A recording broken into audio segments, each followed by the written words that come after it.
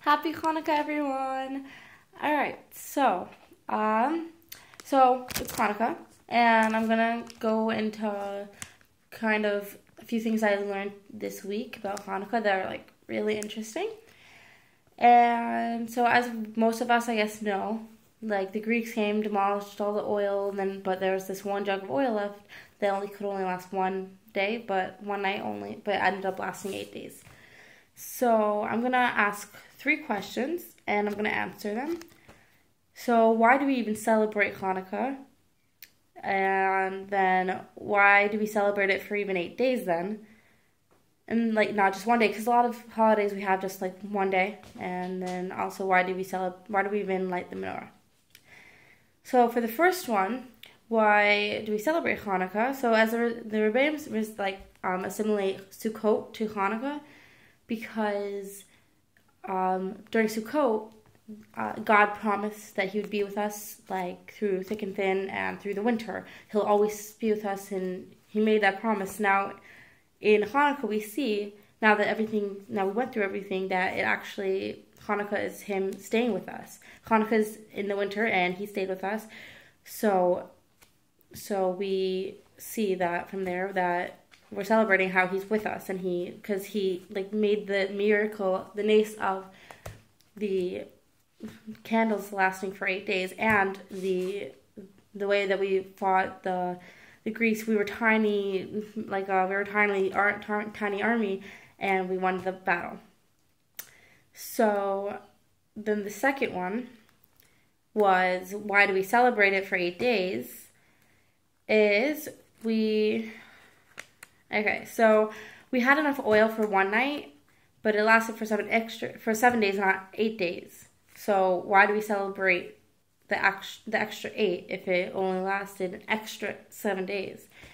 So we celebrate the first night because it's so significant that the Jews even went to look for the oil, and even like bothered lighting the candles, because they're in a terrible time, they're mourning, and they had nothing left, but then they found that oil. So we light the extra 8 to celebrate the courage that they had to even find the oil and light it. And we learn also that the Greeks brought 7 wisdoms to the earth, like how we understand everything. But they don't teach how God can even possibly exist and give us the strength and give us hope for anything. But we do. We understand that there's a God and that He helps us with everything we need.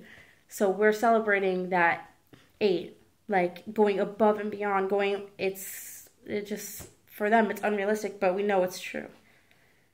So for the third answer, why do we even light the menorah?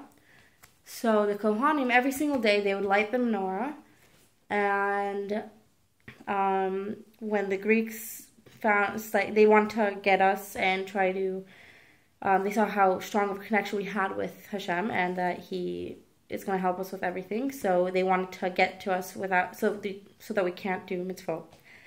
So they destroyed everything. So when the one jug was found, they finally were able to light the menorah, and that's why we light the menorah, because we saw that like it was so important, and that we're resembling the nace. Also, back to the first question. So by Sukkot, He promised He'll be with us. By Hanukkah, He is fulfilling the promise. So it's also, Sukkot is about love and relationship. So we are giving back to Hashem too. We are showing we will be with Him as well, by lighting the menorah and showing Him that we're with Him. And just a fun idea that kind of concludes this whole story, that it's not, I don't know if so many people learn it, I only learned it this year, that Yaakov, we also, Yaakov kind of resembles like Chanukah, Yaakov. So we say that Yaakov, actually, out of our forefathers, he had the hardest life. And Chanukah is also, it was like a very hard time. So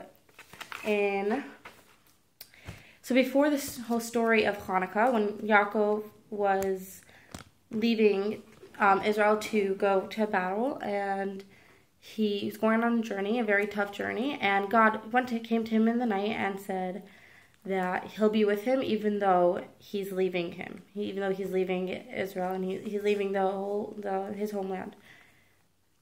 So Yaakov said, when I come back, I promise Hashem, I will build a mizbeach with oil. He took a little jug and put oil in it and kept it with him his whole journey.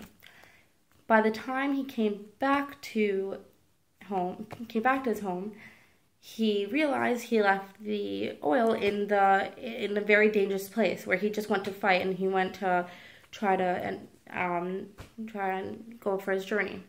So he ended up going back, risking his life.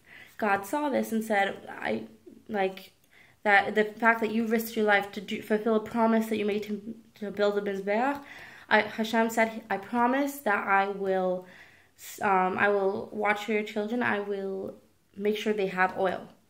And now that it's over, when I heard this, I got chills. Now that it's over, we see God meant by this story that He's gonna make a nace with the oil, that it will last for as long as we need it to. So I hope that everyone has a great Shabbat, and I hope everyone will be coming on the Shabbaton next week. See you all then. Bye.